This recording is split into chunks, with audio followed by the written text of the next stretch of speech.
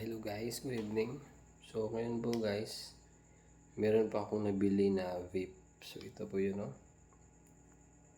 Yung brand po nito is Flava. Saka yung flavor is strawberry. So mas okay ito guys kasi iba kasi disposable to na vape. Saka nakikita na yung mga electronics sa loob. Tingnan mo guys. Pag inhipan mo, pag ginamit mo is makikita mo yung yung percent ng battery. So tingnan natin.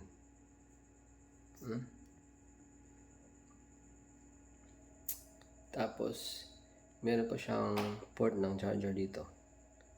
Type C po yung port niya. Tingnan niyo.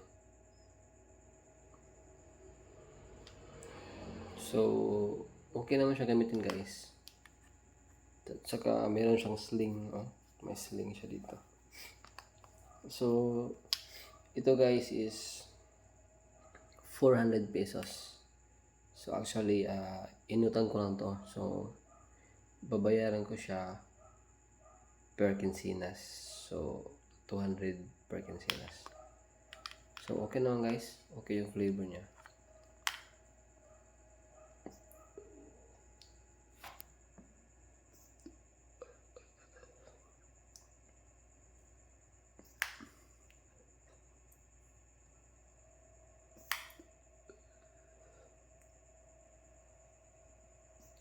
So kadama yung usok niya guys. Mausok talaga siya.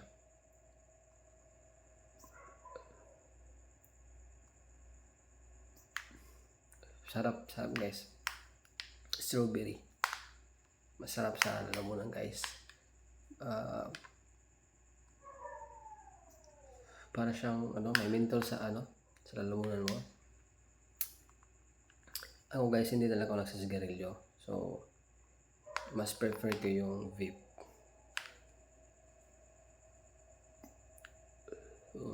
Nice one.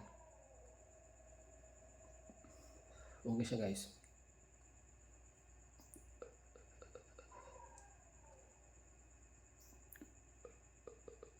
Hindi pa ako marunong yung parang ngayon yung circle. Hirap yun.